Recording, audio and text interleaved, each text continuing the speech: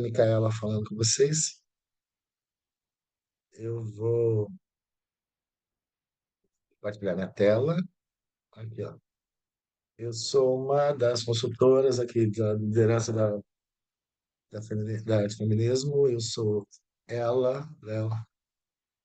Cala aí, eu estou chamando exatamente as pessoas que estão aqui para a mesa de edição virtual. Fique atenta às próximas chamadas. Mas nós vamos falar mais sobre a nossa campanha da VET. Isso é parte de uma série que a gente está fazendo agora. Isso tem a ver com o nossa campanha anual. A gente está pedindo a vocês, são as verdadeiras, o que significa uma feminista no mundo. Por favor, um dos nossos objetivos esse ano é aumentar a visibilidade e conhecimento sobre suas não binárias. A gente quer fazer que o nosso mundo seja mais equitativo. Tem muito a ver com os componentes da mídia. Também vamos falar um pouco mais tarde sobre como editar, aprender mais de forma coletiva. Com a ajuda da.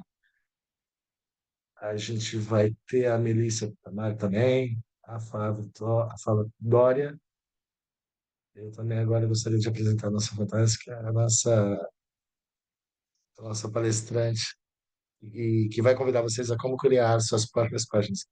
Agora eu vou apresentar a doutora Jungs. Vou mostrar a agenda de hoje, muito para cobrir hoje. Mas a doutora Alessandra vai falar sobre isso.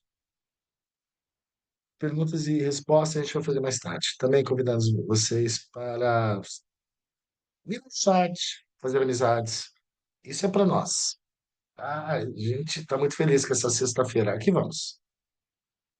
Doutora Alessandra Youngs de Almeida é uma querida amiga e pós-doutorada associada na MIT, sobre estudos de gênero e mulheres. Teve um doutorado agora em Relações Internacionais pela Universidade Federal de Santa Catarina, no Brasil. Também é uma pesquisadora no laboratório feminista da MIT, né? Da Federal, também da Universidade Federal de Santa Catarina, e estudos de gênero e política internacional também, como, como uma acadêmica feminista, ela trabalha com violências de gênero. A parte teorética dela tem base na área de interdisciplinaridade e relações internacionais, dados críticos e estudos de gêneros. Muito bem-vinda, doutora Jungs. E a gente segue daqui.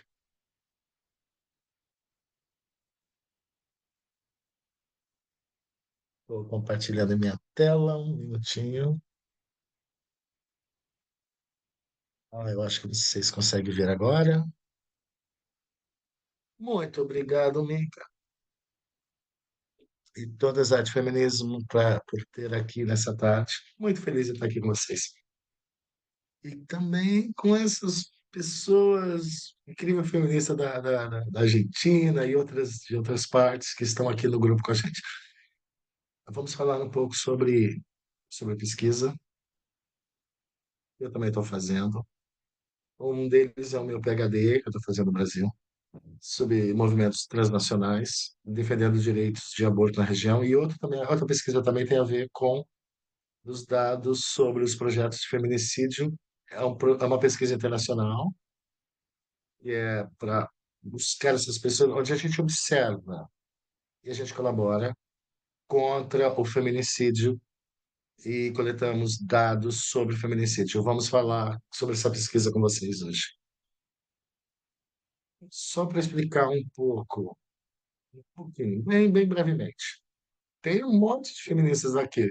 Vocês sabem muito, tanto quanto eu, sobre isso que a gente vai falar aqui agora, especialmente sobre o contexto que a gente tem aqui na região. Mas vou rapidinho. Vou falar uns conceitos chaves e tem feito nos estudos, são todos críticos, e vamos para os exemplos. E vamos colocar tudo. Como as feministas estão usando dados para lidar com questões de direitos reprodutivos e contra o feminicídio na América Latina e no Caribe. Vamos também falar sobre o contexto, como feministas latino-americanas e lidando com violência de feminicídio e problemas com gênero. A gente sabe a quantidade de problemas que temos na região. Eu vou trazer para vocês esses mapas. O Mundo Sur é uma organização que a gente está aqui, que trabalha em várias organizações da região, da sociedade civil na América Latina, que geralmente trabalha coletivamente sobre essas questões, sobre questões relacionadas a gênero e a feminicídio.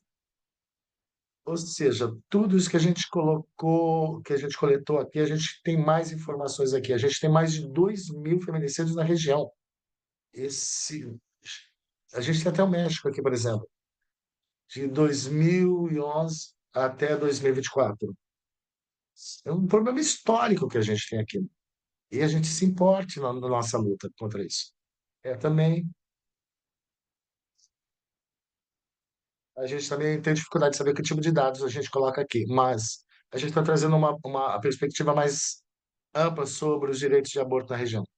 A gente sabe que 73,3 milhões que fazem aborto na região. A gente tem 22 milhões, 2 milhões de pessoas que arriscam suas vidas. E 47 pessoas morrem como resultado disso. Também sabemos que a América Latina e o Caribe é uma região que é o maior de mortes em mulheres em gestação devido ao aborto. 9,9% de mortes causadas por abortos inseguros. Isso é quase 7,9% do globo. A gente vai trazer também mais alguém para falar sobre isso até agora, sobre a América Latina e o Caribe, e depois aqui você está vendo os mapas sobre a legislação. Sabemos que a América Latina e o Caribe é uma região onde o aborto é criminalizado. Não é o que acontece é que as pessoas fazem abortos em condições que não são seguras. Então, sabemos que isso está acontecendo e todos os grupos feministas e ativistas que estão ocorrendo nos últimos anos na região. Começou em 2015 e também nas regiões que a gente teve, nas reuniões das mulheres da Mulheres, Encontro Nacional das Mulheres na Argentina, e o Ni Una Menos começou na Argentina, contra a violência contra as mulheres, começou na Argentina, mas também se espalhou por toda a região também. No Brasil, 2 anos depois, a gente teve também vários eventos parecidos com a da Argentina.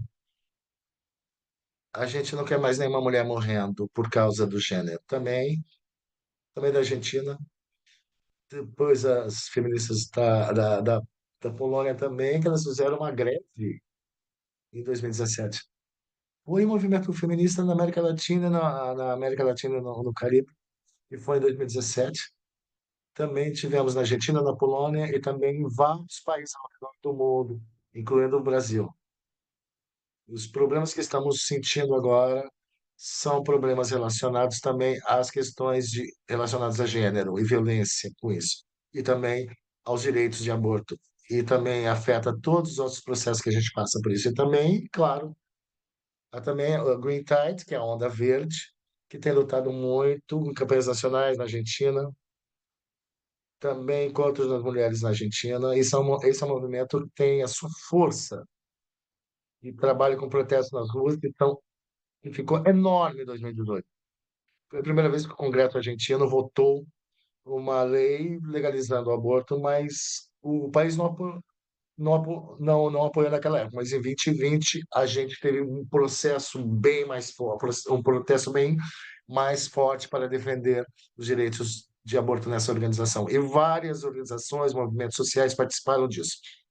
Eu também gostaria de dar um pouquinho de contexto sobre se vocês não estão na América Latina ou você está em outro local, mas que sabe sobre isso, que tenha mais alguma nuance sobre sua compreensão.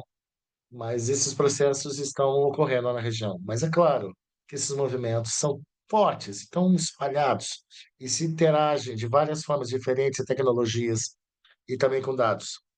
Então, esse movimento pode ser analisado em vários lugares, de várias formas. O que estamos propondo aqui é que temos que estar encontrado sobre os dados sobre feminicídio e os projetos que a gente tem feito com o feminismo. A gente precisa observar esses movimentos e através dessas pesquisas e olhar as pesquisas críticas e como os movimentos sociais e organizações utilizam, produzem, distribuem dados ou mesmo recusam dados. Como isso é uma parte importante sobre os nossos grandes objetivos políticos. O objetivo sobre tudo isso que estamos fazendo não é apenas coletar dados, apenas dados. É um objetivo político, mas usamos os dados como um objetivo nesse objetivo. Vamos rapidinho sobre os conceitos chaves que eu vou trazer para vocês hoje. Temos essa ideia do ativismo de dados desde 2010. Essa ideia de a gente sempre teve essa ideia de que os movimentos na sociedade civil, porque a sociedade parece que recusa, né, coleta massiva, mas também, com o passar do tempo, observamos que alguns grupos, alguns movimentos sociais, alguns grupos na sociedade civil também produzem e usam dados para promover mudança social, para apoiar estratégias políticas e também construir novas formas de ação coletiva. Ou seja, ativismo de dados é uma coisa importante para trazer essa ideia do que não apenas algumas pessoas usam para questões políticas, mas que todo o grupo social usa. Também temos esse conceito também que eu gostaria de compartilhar. A Catarina, a Laura e eu trabalhamos nisso. A gente fala sobre esse dado de dados ausentes.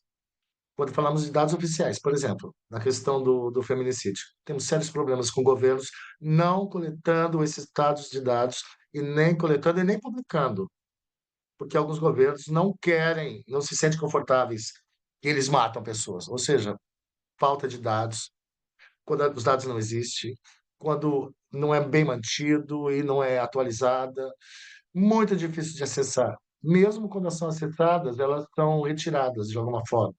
Essas faltas de informações não são apresentadas, elas não distribuem essa informação com a gente. Ou seja, nós temos séries de exemplos sobre esses casos, e o feminicídio é um deles.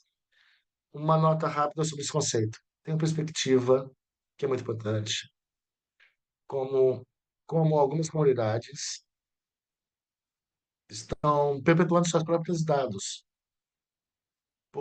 por, através de instituições fortes. Também observamos que há dados ausentes, mas as poderosas instituições estão tendo dados ausentes que não passam para a gente mais. As feministas conseguem informações e apresentam e produzem esses contradados que a gente também vai mostrar aqui também. A produção de contradados é uma produção explicada como ação em que pessoas ou a sociedade civil produzem dados, produzem para desafiar a desigualdade estrutural e protestar contra os vieses e a falta de ação do Estado e também ajudar as próprias comunidades feridas, né, e danificadas com isso. Então, isso é uma forma de memória. A gente tem que apresentar essa memória para as comunidades. Elas que não têm dados oficiais, e a gente tem que prestar atenção nisso. Um exemplo sobre isso que a gente tem aqui no Brasil, tem um grupo acadêmico que estava coletando dados, Laboratório de Estudos de Feminicídio, e elas contaram em 2020, 2.700 116 feminicídios no Brasil, isso é muito forte. O que acontece é que os dados são da mesma categorias e metodologias que a gente vê nos Estados Unidos. A gente conta 16% mais casos do que o Brasil tem mostrado para a gente. Ou seja, não mostra, tem uma disparidade.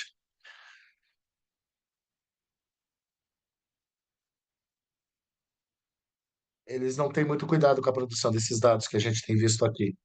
O que me traz exatamente, a gente também vem com esse novo conceito, é agora eu vou ser bem rápido, tem 10 minutos. Conceito de feminismo de dados. Caterina Di Dasio, diretora do Laboratório de Feminismo e Gênero, e um programa contra o feminicídio, e Lauren Karp também escreveu esse livro, também, dados de feminismo, feminismo de dados também escreveu, está disponível em espanhol, aberto para acesso. Porque eles criticam esses dados tradicionais de como esses dados são coletados e produzidos. Não há neutralidade na produção desses dados, pois na escolha ou como apresentar esses dados. Então, elas colocaram 7 princípios para a gente pensar sobre a produção de dados de uma perspectiva feminista. Elas baseiam na intersecção feminista, numa abordagem interseccional feminista, e tenta buscar essas simetrias na produção de dados. E também podemos pensar quem produz esses dados? Apenas instituições grandes e as comunidades pequenas também, que lutam contra esses problemas, eles também não produzem dados relacionadas que a gente acha que são importantes. Isso é um conceito muito importante. Então, o que me traz a esse ponto que vem na minha dissertação, tem a ver com a minha dissertação. Por favor, você pode compartilhar aqui comigo, chefe? O ativismo transnacional de dados. Eu estou no campo de relações internacionais, onde eu fiz meu doutorado. O que eu tenho visto nos dados são projetos e observando que eu tenho visto no meu campo de pesquisa e como isso tem causa, esses dados geram sobre feminicídio. E há espaço para falar, espaço sobre esse ativismo transnacional de dados. Eu acho que isso pode ser usado. A demanda, a recusa, deve gerar, deve gerar exatamente uma mudança, uma coordenação transnacional para a produção de dados, e por um objetivo político. Ou seja, nessa série de mudanças internacionais, eu gostaria de, se o objetivo dessas coordenações políticas for nacional ou internacional, o que importa aqui é que a produção transnacional deve produzir esses dados para publicar e divulgar isso, ou seja, e a gente usar isso em outros conceitos. Aqui eu vou dar alguns exemplos. Este é o consórcio da América Latina contra o aborto inseguro. Tem várias redes sobre isso. Tem a Network da Juris, tem a IOF, tem várias áreas. Tem vários projetos. Eu escolhi um deles para que a feminista contra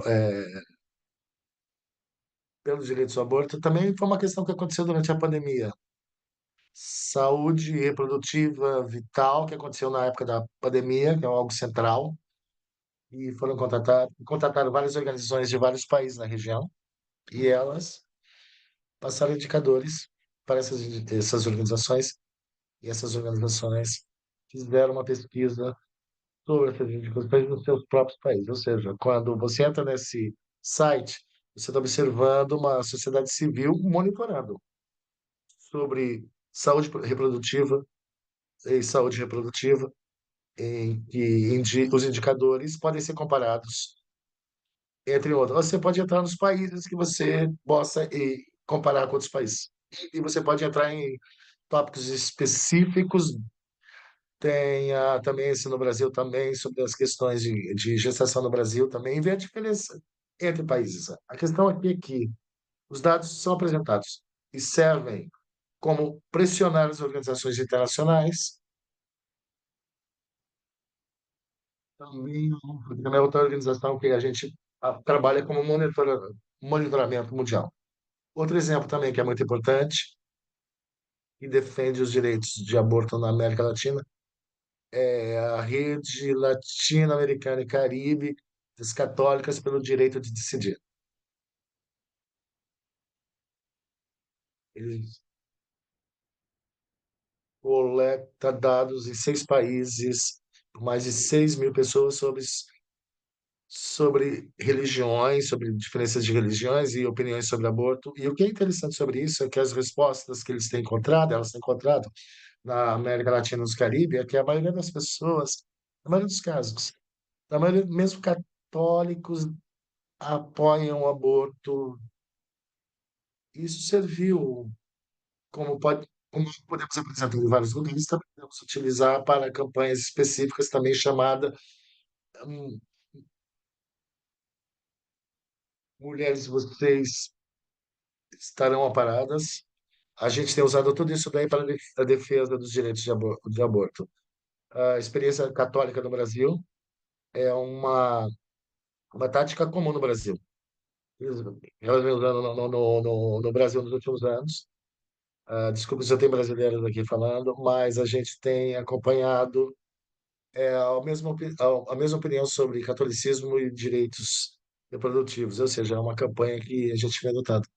O último exemplo e o último sobre o direito produtivo, gostaria de trazer, é sobre as socorristas em rede, né, feministas e feministas que abortamos. Em inglês, o ano do acompanhamento, em inglês, acompanhamentos, né, em inglês. Acompanhamentos é estar junto das pessoas que precisam e necessitam fazer um aborto. Eles passam informações e apoio emocional.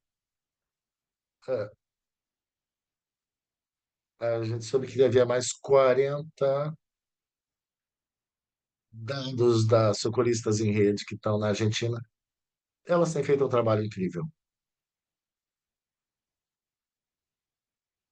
38.000 pessoas, mulheres, elas estiveram em contato desde 2015 até 2019 que tiveram abortos no Brasil. Elas estiveram juntas com todas elas. Aí, 2021, e já apoiaram mais de 11.000 mulheres. O que é interessante aqui é que o acompanhamento, né, a rede de acompanhamento de vários países que a gente tem na América Latina e no Caribe, a socorrista, a rede, tem outras organizações que elas também fundaram as companheiras, né, as redes de companheiras e também fazem acompanhamento e um dos objetivos delas, que estão em processo agora, que a gente está fortalecendo ainda, é, é ter conhecimento sobre esses acompanhamentos. Então, esse é outro exemplo aqui que temos.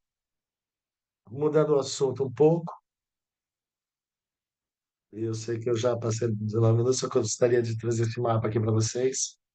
Sobre esse mapa aqui, ó, esse projeto aqui que a gente tem feito nos últimos 5 anos. A gente entrevistamos mais de 41.000 ativistas na América Latina, principalmente. Coletamos dados sobre feminicídio. Nem todos são transnacional, mas gostaria de mostrar essa tendência que está acontecendo na região. Por exemplo, aqui vocês podem ver como esses dados ajudam e como são coletados e enviados aos movimentos feministas aqui no Brasil. A gente juntou pelo menos quase 190 projetos de ativismo de dados sobre feminicídio. E eu tenho focado bem nas Américas, mas a gente sabe que tem muito ao redor do mundo também, mas desde 2015 é onde a gente começou aqui na Argentina. Os grupos têm coletado dados sobre tudo isso. E a gente começou a trabalhar isso e a gente espera ter muito mais. Esse é outro exemplo. A gente tem muita gente trabalhando nesse projeto. Gostaria de reconhecê-las. Não vou preciso explicar para vocês esse exemplo sobre ativismo transacional do Mundo Sul, que, que eles vão trazer para a gente e mostrando para a gente um exemplo sobre dados ativismo transacional e elas têm várias organizações que trabalham com isso aqui. Vocês podem ver aqui, que fazem parte dessas iniciativas e colaboram com os dados que nos ajudaram a montar esse mapa possível aqui agora. E, finalmente, Gostaria de compartilhar só um acesso de livros e relatórios sobre livros sobre feminicídio. Tem Catarina de Inácio aqui, entendeu? Vai ser. Também editei um livro também, esse livro aqui em 2025, Feminismo, Estudo de, Estudo de Segurança Feminista da América Latina e da América Latina, e também temos vários contribuintes que fizeram isso com a gente também, mas também falamos sobre relações internacionais e violências contra a mulher. A gente vai estar lançando esses relatórios e dados sobre feminicídio. Obrigado a todas e espero que mantenham contato e espero vê-las o mais breve possível. Obrigado, Alessandra. Agora vamos ter um momento para perguntas. São, se vocês tiverem alguma pergunta aqui para a Alessandra, antes da gente passar para nossas salas, né, para os breakouts que a gente vai, né, a gente vai para a sala separada, vocês vão ser conduzidas de acordo com os idiomas. As pessoas que estejam chegando aqui de outras organizações, por favor, mande suas notas aqui, a gente quer saber mais de vocês também. Antes da gente seguir, é um bom momento, acredito, para vocês abrir seu microfone, colocar sua pergunta aqui no chat, e aí, a Kira, se você estiver por aqui, a gente pode começar a abrir os grupos para o treinamento da Wikipedia.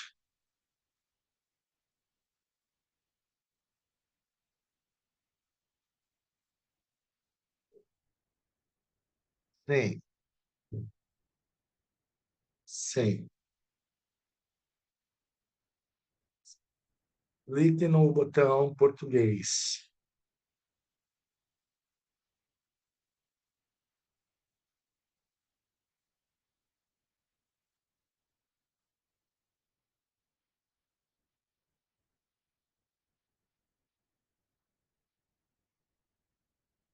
Se vocês tiverem alguma pergunta agora, é um bom momento agora de vocês perguntarem.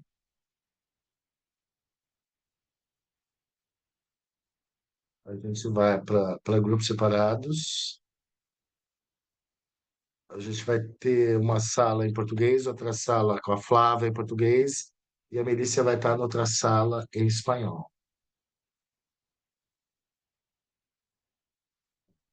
Cada grupo terá o seu acesso ao idioma. Um em português e em espanhol. Ó, alguém está perguntando o que a gente vai fazer lá nas salas de oficina agora, nos breakout rooms, que a gente chama. O que a gente vai fazer lá? No- Nos grupos, a gente vai ter um treinamento de Wikipedia, a gente vai para a sessão falando sobre como o trabalho da Alessandra, né?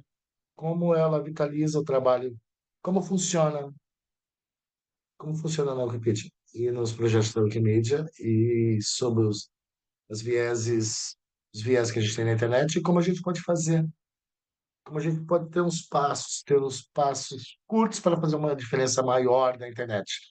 Pequenas mudanças podem ter um impacto muito maior em como pensamos sobre dados e como os conceitos, ah, esses conceitos que a Alessandra mostrou para a gente agora, a gente pode abordar como a gente pode usar esses dados dela e como a gente utiliza na Wikipedia.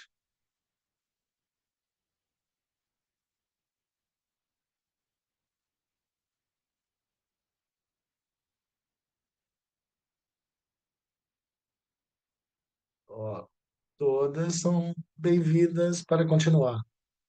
A gente vai ter um treinamento e depois teremos a apresentação. Eu acho que eu vou agora seguir e começar.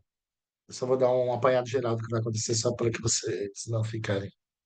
Para que vocês possam ter umas perguntas aqui antes da gente prosseguir.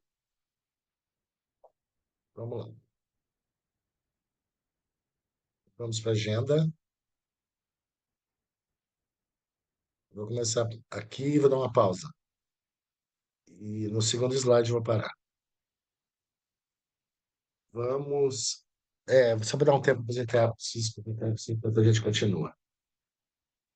O que eu vou fazer agora é antes que a Flávia e a Melissa apresentem os treinamentos nos seus idiomas nativos, vou apresentar alguns fatos para vocês aqui. Vocês vão entender exatamente por que se encontra aqui hoje, porque fazemos o trabalho que a gente faz, basicamente. A Wikipedia já tem 25 anos agora. É uma enciclopédia, é online e é uma fonte aberta. Qualquer pessoa pode editar, tendo acesso à internet com o computador. Tem sido assim desde o início dos anos 2000. Se vocês utilizam a Wikipedia, se você não usa, você sabe o que se trata. Ela é um dos cantos da internet que temos acesso, que a gente tem acesso todos os dias, a qualquer hora, em qualquer situação. É disponível em mais de 3.000 idiomas. É uma das websites mais visitadas na internet. E também, e, e a curadoria dela também é feita por voluntários também, voluntários. É um grupo muito, muito, muito amplo. E também as organizações e empresas utilizam ela, como a Google e outras empresas também, Siri e Alexa também utilizam. Retiram informações da Wikipedia. E elas conseguem fazer, respondendo a perguntas que a gente tem através delas na internet. A gente pode usar também. A gente está usando mesmo não sabendo quando estamos usando. Como podem ver, a Wikipédia é uma parte da nossa vida diária e da nossa vida como um todo. No entanto, apesar de ser fantástica, mas gostaria que se vocês pudessem colocar na chat, qual foi a última vez que você usou a Wikipedia? Tem melhorado muito nos últimos anos, mas eu também tenho umas questões, pensando como o conhecimento que a gente teve da Alessandra hoje. A gente tem um viés de gênero, e a gente sabe disso. A gente sabe, como a gente sabe que qualquer pessoa pode editar, significa que todas as pessoas editam, infelizmente. Algo que sabemos da Wikipédia é que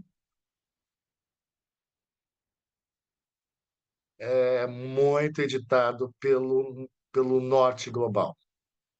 A gente tem que pensar sobre os dados, né, os contradados, como a gente pode criar um contradados com os vieses que a Wikipedia apresenta. A gente tem um artigo sobre isso, que a gente fala sobre isso. A gente reconhece, mas é algo que a gente tem que abordar mesmo. Aqui, eu tenho dados reveladores agora. 2011, a Fundação Wikimedia, a mãe da Wikimedia, né, dos projetos Wix, descobriram que menos de 10% das contribuições globais se identificavam como mulheres, e a editoras diversas, dados em editores diversos do gênero, era não existente praticamente.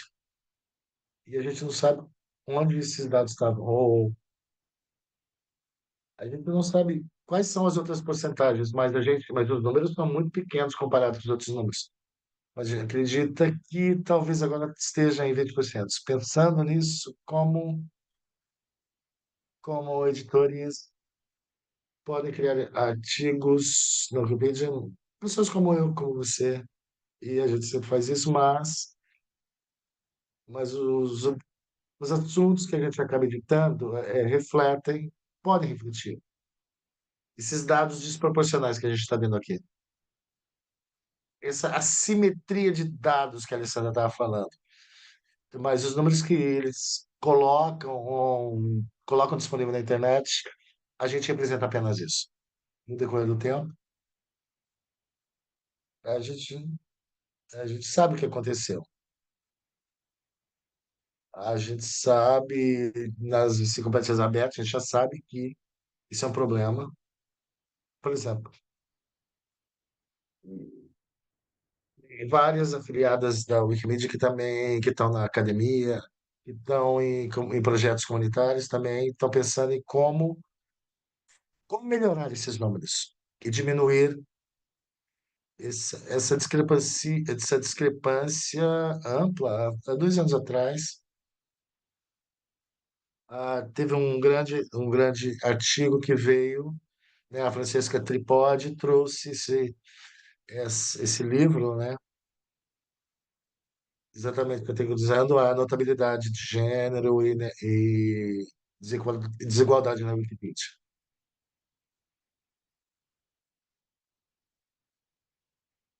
E a gente pode falar um pouco mais sobre isso, mas a ausência da Wikipédia elas ecoam pela internet e nas nossas vidas digitais. Como mencionamos antes, muita gente tem usado os conteúdos da Wikimedia e todo mundo tem usado para nos manter informados. Mas nossa perspectiva não seja apenas, se não fosse apenas na Wikipedia, não é, a gente não consegue ir em outro lugar. Vamos dar uma pausa aqui agora, sabendo que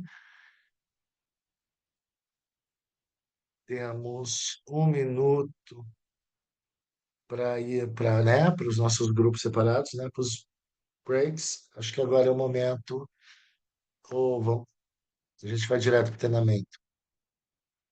Eu acho que agora é um bom momento para a gente convidar todas para ir para a sala que for mais apropriada para vocês.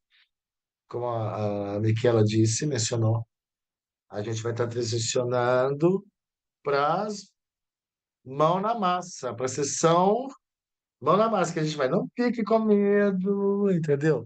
Não fique intimidada. Não significa que você vai para o grupo e ficar intimidada e não querer falar. A gente só quer convidá-las para estar nos espaços que se sintam melhores e nos idiomas que se sintam mais confortáveis. Ou permaneça aqui na sala principal se você fala inglês. A Flávia vai estar na sala de português para facilitar e cuidar do conhecimento, a oficina de lá. Flávia, Melissa, se vocês quiserem ir para as salas lá, por favor, a gente já estão abertas agora as salas. Agora lá eu gostaria de convidar as demais para escolherem suas salas que sejam ideais para vocês. Lá, a Flávia e a Miranda já estão lá.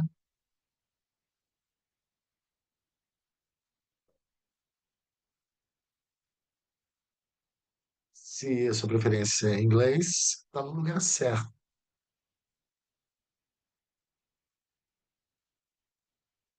Alguém tem alguma pergunta sobre o que estamos fazendo? Perguntas em geral. É só explicar como entrar nas salas. Você clica aqui no Breakout Room no Zoom. Como é que você faz? Só entra lá, abre lá espanhol ou português. Aí você escolhe um e entra nessa sala. Só clicar lá embaixo no Zoom. Aí você escolhe uma sala. Vocês estão todas vendo os breakout rooms aqui embaixo. Se estiverem dúvida, entre em contato com a gente, fala aqui no chat. Olha, estamos aqui cuidando direitinho do chat. Qualquer dúvida, entra com a gente no chat. Mais 1 minutinho para que você chegue na sala. Nas salas que se sintam mais confortáveis. Miquela, segue daqui. Obrigado. Aqui é a Miquela falando. Antes de irem, gostaria de agradecer as intérpretes por estar aqui com a gente. Só queremos garantir que eu queria mostrar minha gratidão. Muito obrigado por estarem aqui. Obrigado.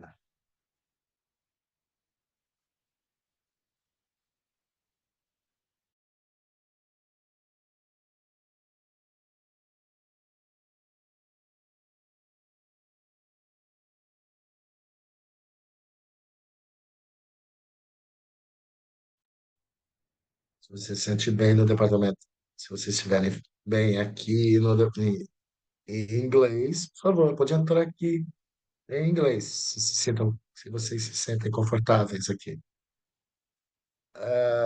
Não fiquem assustadas, porque é muito mais fácil do que imaginam.